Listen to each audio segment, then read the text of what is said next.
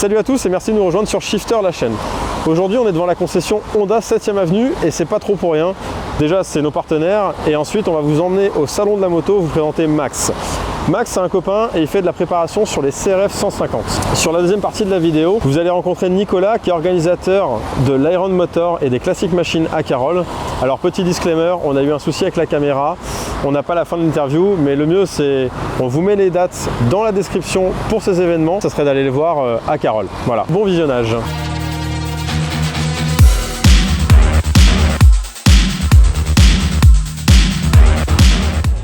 Eh bien, écoute Max, merci de nous recevoir sur le stand d'Iron Motors. Merci à vous de prendre le temps. Tu as été invité. Est-ce que tu peux nous présenter un petit peu tes projets moto? Allez, ça marche. Du coup, Maxime Raymond. J'ai créé la structure 4SP il y a un peu plus d'1 an maintenant. Je suis à la base passionné de bécane. 500 derrière, c'est le mien. Et effectivement, Nicolas nous a invités gentiment grâce à ça. J'ai fait quelques années de piste en 125-600 pour le plaisir, juste parce que malheureusement, il me manquait le talent. À défaut d'avoir la passion. On est nombreux. D'avoir la passion, j'avais pas le talent. Et du coup, sur les dernières années, je me suis orienté mini-moto. J'ai commencé comme tout le monde avec des dirt, avec les différentes marques qu'on connaît. Ouais. Et effectivement, je passais plus de temps à faire de la mécanique après mes journées que faire vraiment, on va dire, m'éclater sur la piste. Du coup, en fait, c'est un pote à moi qui m'a parlé du 150 CRF, qui est donc de chez Honda, que je ne connaissais pas du tout, qui est une moto qui a été faite pour les enfants à la base. C'est un modèle de cross.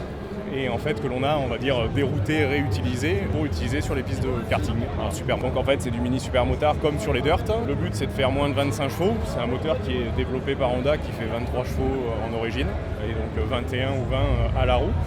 Et en fait c'est des bases qui sont du coup saines, fiables. Depuis 1 an et demi maintenant je bosse sur le sujet et en fait on a développé une prépa complète avec donc plusieurs de nos partenaires et notamment Peter de chez 442 où en fait on change les settings, les ressorts de fourche, amortisseurs pour avoir vraiment une base saine et compétitive on va dire. Et en fait l'objectif final c'est de faire du 25 power. Actuellement on voit pas beaucoup de dirt. Non. Enfin du moins au moins de CRF, non. On n'en voit mais aucune sur le championnat 25 power. Alors non, on n'en voit aucune, mais malheureusement c'est aussi un souhait de Honda puisque c'est une moto qui n'est plus officiellement au catalogue depuis 2012 en France. Donc c'est pour ça qu'on en voit très peu. Pour info, vous allez en Italie, en Allemagne ou autre, ou même en Angleterre, ils ont des championnats spécifiques 12 pouces et ils ont aussi des catégories spécifiques CRF. En supermoto. Donc en fait, j'ai rien inventé, mais c'est juste qu'en France, comme c'est un modèle qui est méconnu, hormis sur du cross, en fait, c'est pas connu sur le 25 power. Donc cette année en local, effectivement, on a Steph, roule en CRF 150 et qui sera du coup sur le championnat en sud-est, qui va représenter les couleurs 4SP, donc ça va être fun, on y va sans prétention, c'est pour le plaisir, parce que de toute façon c'est que par passion. Et effectivement, cette année, en an, on a une dizaine en local à avoir des CRF 150, donc il y a bien un intérêt. Parce que c'est la fiabilité surtout. C'est surtout ça en fait. C'est que, tu le disais en rigolant tout à l'heure à des gens qui passaient, mais tu passes moins de temps les mains dedans que sur d'autres marques un peu plus exotiques. Après, une moto de dirt à 2500 ou 3500 euros, la moto complète, et un moteur à 1000 euros, malheureusement on ne peut pas lui demander non plus d'être fiable comme un bloc Honda. Oui. Donc effectivement, le billet d'entrée sur un CRF est un peu plus cher. Pour autant, au final, à l'utilisation... Mais voilà, si c'est un véhicule dans lequel tu investis sur quelques années, au final, tu t'y retrouves largement. Largement, surtout que la cote des CRF 150, malheureusement, il n'y en a pas. Il n'y a pas de décote, parce qu'un modèle 2008 et un modèle 2023, il n'y a pas de changement, puisqu'en fait, c'est une moto qui n'évolue pas, qui n'a pas évolué jusqu'à maintenant, parce que la base est saine et que ça suffit largement. On a des capacités d'upgrade après, que ce soit moteur ou partie cycle, qui sont assez sympas. Après, on va retrouver toutes les pièces communes sur les jantes, les systèmes de freinage, où nous, on va bosser avec Formula, avec Auto Punto Uno, avec Akosato. Là, c'est un kit Akosato, avec nos amis d'Evo X Racing.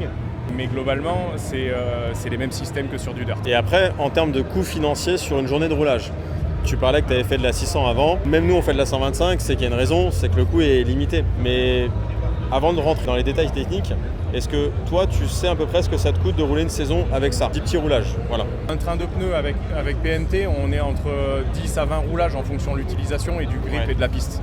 Globalement, nous, si on prend la piste de Rognac, donc c'est grâce à eux que j'ai pu ouvrir, il faut forcément ta licence FFM, mais ça c'est tout à fait logique. Mais la demi-journée de roulage, 9h, 14h30, c'est 20 €. Et le gros avantage des pistes de karting, c'est que c'est ouvert du 1er janvier au 31/12.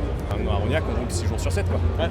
Bon, après, il faut avoir le temps. Oui. Et pour autant, on peut le faire et financièrement, ça reste quand même beaucoup plus accessible. C'est plus accessible, c'est moins contraignant. Moins contraignant. Et en cas de chute, clairement, on casse rien. Enfin, on casse rien. Tord des guidons. Déjà, un cross, qu'on se le dise, c'est fait pour tomber. C'est solide. Là, Enfin voilà, les carters ils sont rentrés, t'as le guidon qui touche avant, t'as les cale-pieds. C'est ça. Le coût est limité aussi en cas de chute. C'est ça. Enfin, moi j'ai un ratio d'1 sur 2 quand j'arrive à rouler. Mais plus sérieusement, oui, je crois que le plus gros que j'ai fait, j'ai tordu un guidon. C'est des bécanes où en fait on a très peu de casse. On y va pour le plaisir. Aujourd'hui on roule avec des pilotes. Freddy et Kenny Forêt ont ouvert l'académie à Rognac. Ouais. C'est pas pour rien, il y a des gamins, il y en a de partout. Des mecs qui ont la trentaine comme nous ou la cinquantaine comme certains de mes clients. Ouais. Et d'ailleurs, on remerciera Laurent, c'est sa moto. Ouais. Ils y vont pour se faire plaisir. Ouais, c'est ça. Et en fait, on passe des bons moments, c'est pas la course à l'armement, on s'éclate. Ouais. Et en fait, on roule quoi. Et in fine, le plaisir, on l'a roulé. Et c'est surtout pour tout niveau, parce qu'on va dire qu'une moto type YCF, la limite est atteinte assez rapidement. Si tu as l'habitude de rouler sur ta piste, effectivement, et que tu commences à avoir un niveau même moyen en journée de roulage, le problème c'est que tu vas arriver vite aux fins de la moto, que ce soit au niveau des suspensions, au niveau du freinage, et malheureusement on n'est pas du tout là-dedans sur du CRF, et c'est pour ça que d'ailleurs en général les mecs qui roulent quand même, qui commencent à avoir un niveau, qui ont déjà fait plusieurs années de dirt et qui connaissent le goût d'un dirt, on va dire l'utilisation, se tournent là-dessus. Et maintenant, est-ce que tu peux nous présenter un petit peu ce que toi t'as fait ? À savoir que si moi demain j'ai un CRF 150, je peux te l'envoyer pour que tu le prépares. Oui. Tu peux aussi m'envoyer les pièces préparées. C'est ça. Ou alors tu peux aussi aller en chercher. Oui. Et le préparer pour un client sur une commande. C'est ça. 4 méthodes de travail si tu veux. Il y a la première où tu as un client, tu veux une moto neuve, tu achètes une moto chez Honda si tu veux, ou on peut l'acheter ensemble, peu importe. Tu reçois la moto, tu me l'amènes, effectivement, je te dis voici les options, voici ce qu'on est capable de faire, qu'est-ce que tu veux, est-ce qu'on reste sur du moteur d'origine, est-ce qu'on fait de l'upgrade moteur ou uniquement de la partie cycle, et en fonction on va définir ensemble le cahier des charges. Tu vas me dire globalement pourquoi tu souhaites utiliser la moto, et du coup on va s'orienter tous les deux, on va tomber sur une configuration qui va te plaire. Et effectivement, soit je la fais, soit tu me dis écoute, moi j'ai les compétences parce que j'ai un mécano, j'ai l'habitude de rouler, machin et compagnie, je te livre ton kit de pièces. Tu m'envoies tes suspensions, je te livre ton kit de pièces et tu le montes tout seul. Okay. Soit je peux le faire moi, et après effectivement sur des commandes spéciales, j'ai 2 de mes clients qui voulaient des châssis BBR Motorsport. C'est pour la petite histoire, c'est les châssis aluminium qui ont été faits en 2007-2008 aux États-Unis, ils en ont fait une centaine. Aujourd'hui on a 2 de nos clients en France qui en ont. Ouais. Alors c'est de l'ultra rare. En fait, le BBR Motorsport, ils l'ont sorti pour du cross à la base. Et en fait, c'est exactement le même châssis, sauf qu'il est tout en alu. Oui, à la commande. Si j'ai quelqu'un qui cherche un truc de spécifique, je ne peux pas trouver à chaque fois, je ne peux pas le garantir, mais le but, c'est d'essayer, avec le réseau que j'ai aujourd'hui et les compétences et connaissances que j'ai, de trouver ce que tu recherches. Soit tu peux acheter ta moto, je t'envoie le kit, soit j'ai déjà, en règle générale, j'essaie d'avoir au moins une moto en stock prévue pour la vente. Oui. Pour dire d'essayer d'être réactif. Alors là aujourd'hui on est en train d'en préparer, j'en ai 3-4 qui sont en cours de finalisation parce qu'on est en début d'année et que du coup je sais que ça va arriver. Et il y en a déjà 2 collègues qui sont passés au salon qui en aimeraient. Oui. Donc en fait le but c'est d'essayer d'avoir des motos et soit je les restaure de A à Z, donc c'est-à-dire je refais le moteur de A à Z, vilebrequin, roulement, la cylindrée, la culasse, etc. Je fais les châssis époxy s'il y a besoin et en fait je te la monte à la carte si tu veux. Ouais. En fait, le but c'est pas de dire je te fournis ça et tu te débrouilles, c'est dis-moi de quoi tu as besoin, pour quelle utilisation, parce que c'est surtout ça. Oui. Si c'est du loisir, de la des moyens de la personne aussi. Et voilà, et en fonction des moyens, forcément, ça c'est aussi le juge de paix derrière, de dire si tu veux j'ai ça, et puis après on voit. Donc celle-ci, elle est quand même dans une configuration où il a presque fait le maximum dessus. Alors, elle est très poussée au niveau, on va dire, partie cycle. Ouais. Donc c'est un modèle 2022. Alors il est totalement stock sur la partie moteur. Ouais. Sur la partie admission, on n'y a vraiment rien fait, c'était le souhait du client. Par contre, effectivement, on est venu mettre une ligne titane Devil dessus, on a mis des radiateurs gros volume. Forcément, le pneumatique, on n'est que sur du PMT. PMT à tous les championnats européens, sur du 10-12 pouces. C'est pas juste pour le plaisir, c'est simplement le meilleur ratio, on va dire, qualité-prix qu'il peut y avoir sur le marché. Ouais. Et longévité aussi. Sur les jantes, on est sur des VMC aujourd'hui. C'est un produit où c'est les plus légères du marché aujourd'hui, qui ont un coût qui est quand même assez contenu. Et en fait, on en est très content. Sur la partie freinage, frein avant, on a un disque en 240 mm de chez MBF. Ouais. C'est une piste Galfer, c'est des pistes qui sont un peu plus larges. Donc c'est un vrai frein, un vrai disque de frein où on a de très bons résultats. Et sur la partie freinage, on va avoir un kit Akosato complet qui est spécifique, mètre cylindre et étrier avec toute la partie durite, etc. où c'est vraiment un kit complet Akosato. C'est monté donc du coup sur une pince radiale sur du 4 pistons, ça va être intéressant. Dessus en pièces spécifiques, alors on a les cale-pieds DRC parce que c'est du super mode, on a les tampons de protection pour protéger le bitume parce que le but c'est quand même de protéger là où on roule, et après on va avoir notamment les têtes de fourche X-Rig qui sont quand même assez sympas, ça permet de finir un petit peu la moto avec le bon guidon, etc. Et l'amortisseur, qu'est-ce qu'il en est? Alors amortisseur fourche, c'est vrai que j'en ai parlé rapidement, on a pas mal bossé avec Peter de 442 du coup. On a un setting spécifique pour 4SP avec amortisseur spécifique, enfin ressort d'amortisseur, ressort de fourche qui sont pas du tout comme de l'origine, qui sont bien plus durs. Et notamment sur la fourche, on va baisser la fourche de presque 10 cm. On n'a pas besoin de l'amplitude d'un cross, on fait du supermoto et on fait que de la piste actuellement. Et le but c'est qu'elle reste au sol la moto. Le but c'est qu'elle reste au sol et que ça tienne le pavé. Et donc effectivement on a un ressort spécifique, on voit tous les settings, etc. Et ça par contre c'est sous-traité, c'est directement avec Peter. Donc, globalement je lui envoie les systèmes de fourche et il me refait tout. Et comme ça en fait on part sur une base qui est nickel pour les clients. Parfait. Et en fonction du poids du pilote, de l'utilisation, etc.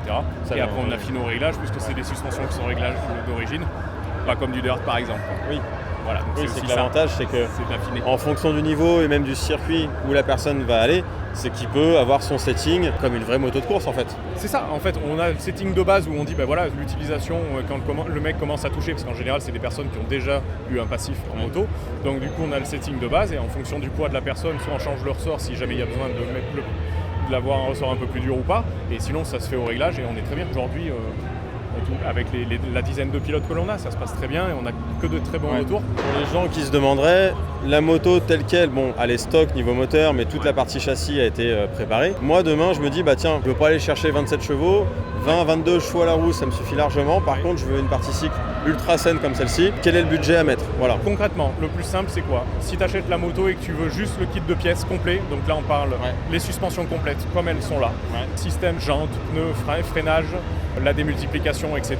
Le kit est à 1 500 €, avec les repose-pieds, avec tout le système. Puis la suspension c'est plus d'un tiers du budget. Et on n'a pas en kit de freinage, on n'ira pas sur de la Cossato, parce que malheureusement avec ce budget-là j'y arrive pas. Par contre on sera sur du Formula 4 pistons. C'est un kit de frein qui fonctionne très bien, c'est l'entrée de gamme chez nous. À titre perso, je roule avec du Formula, ça me suffit. Bien sûr. On a le disque MBF ou le Faor, parce que c'est deux sociétés sœurs, dessus en 240, et normalement on est bien. Écoute, merci d'avoir pris du temps sur le salon. Et petit truc en plus, c'est que j'ai envie de parler de la moto qu'il y a derrière nous quand même. Celle-ci, on n'en voit pas souvent. Je te laisse la présenter assez brièvement. Alors, ça c'est une moto que j'ai eue à mes 18 ans. Grâce à un collègue de Bahut, c'était la moto de son père. C'est un Yamaha 500 WR. Pour la petite histoire, Yamaha Belgarda, Italie, a sorti en 92. Ce modèle-là a 1500 exemplaires. Sans de restauration, il y en a eu 260 en France. Initialement, donc c'est une partie cycle de 250 YZ de 92, où Belgarda a mis un moteur de 490 YZ de 87-88. Donc c'est le boîte 5. Et ils ont mis le réservoir Vaja, parce que le carbu de 40 a tendance à bien boire un petit peu, pour avoir un tout petit peu plus d'autonomie. Donc elle est sortie en cross, celle-là est en super motard, parce qu'en fait c'est une moto qui est... En 97, il semblerait qu'elle ait fait quelques piges en supermode sur le championnat, mais malheureusement j'ai pas suffisamment d'historique pour le certifier. Et donc je l'ai racheté à 18 ans en supermode, et là je viens de finir sa restauration. Et aujourd'hui donc c'est une moto qui fait 60 chevaux et 105 kg, assez atypique. Et dessus j'ai une carte grise. Là elle est en version cross pour le salon, et j'ai une carte grise, et du coup pour aller chercher le pain le dimanche, c'est assez pratique. Ça va être marrant. C'est fun, on s'éclate. C'est cool, super. Voilà. Merci à toi. Merci à vous. Bonjour Nicolas, merci de nous recevoir sur le salon. On était avec Max que tu accueilles. Présente-toi, tout simplement. Max, on l'a accueilli parce qu'on on a un stand ici qui regroupe deux événements qu'on organise sur le circuit Carole. Un mi-avril qui s'appelle Iron Motors, qui est plutôt dédié aux machines classiques et aux cafés raceurs un peu transformés. On était les premiers en 2011 à faire ce genre de choses, donc depuis 13 ans on existe. Et on a créé un deuxième événement qui s'appelle Classic Machine, qui a lieu lui plutôt mi-octobre, donc 6 mois plus tard. On a aussi des machines classiques, mais on a aussi des Young Timers. Et cette année, on a eu l'idée de faire venir des supermotards qu'on a appelés les pionniers du supermotard. D'accord. Les pionniers du supermotard, donc ça remonte dans les années 80, avec les premières épreuves du supermotard qui a eu lieu à Carole. À Carole, Donc c'est un de mes potes de l'époque qui s'appelle Philippe Bassard, avec qui je suis encore très ami, qui a organisé ce premier rendez-vous. Et après il y a eu le championnat de France et compagnie. Et on connaît encore tous ces gars-là. Et on s'est dit on ferait une fête un peu des pionniers du supermotard. Donc on va les faire venir. C'est lié à un magasin qui s'appelle Les Deux Roues à Roissy. Ça fait 40 ans qu'ils font du supermotard, ces gens-là. Et ils veulent fêter leurs 40 ans. Et on le fera pendant Classic Machine. Donc eux, ils vont inviter tous les potes qui ont roulé pour eux. Oui. Donc il y a des gars comme Stéphane Peter-Ancel, qui est un petit peu connu. Oui. Des gars comme Serge Nuc, comme Patrick Demaria, mais aussi Laurent Pidou, Stéphane Chambon, tous ces pionniers du supermotard qui ont fait des grandes heures du supermotard, qui doivent venir. Et on ferait en parallèle une expo de motos qui ont roulé dans ces belles années. On aura une partie moto classique, des motos des années 60, 70, 80, Et une partie supermotard, que nous on appelle les pionniers du supermotard parce que ça s'est jamais fait. Ouais. Certains rouleront, d'autres ne rouleront pas. Les potes des deux roues vont rouler, eux, ils vont venir s'éclater. Donc il y aura une série qui leur sera réservée. Et le reste, ce sera les motos classiques comme on fait d'habitude. Mais il y aura tout ce mix au niveau de la passion de la moto ancienne, mais aussi du supermotard à l'ancienne. Parce que nous, moi-même aussi, j'ai roulé en supermotard il y a pas mal de temps. Et on a pas mal de potes encore là-dedans. Et on s'est dit, sortir les motos des garages, sortir un peu de... Tu vois, faire revivre le supermotard ancien. Ouais, juste pour le fun, quoi. Voilà. C'est vraiment un truc, un peu un délire. Max va peut-être venir avec sa WR comme vous l'avez, ce qui est quand même assez rare. Oui, on beaucoup, on aura des Honda CR500, des Kawasaki X500, des Husky, des prototypes qui arrivent, comme ceux du prototype que tu as peut-être vu là, qui est un prototype à base d'un Ducati 500 Panta. Donc, on aura des délires, on aura un peu de tout. On va retrouver un peu l'esprit du supermotard du début, parce que le supermotard du début c'était ça. Oui. C'était on prend une moto de route, on met ou une moto de cross, on fait un mix de un peu tout ça et on roule sur la piste, on s'éclate. Voilà, donc on va retrouver un peu ça pour le fun. Et les dates 14 et 15 octobre, je regarde parce que je me trompe toujours. 14 et 15 octobre sur le circuit Carole, à Paris, enfin vous connaissez, hein, c'est le circuit moto de la région parisienne. Et ça devrait être vraiment très très sympa. Ouais.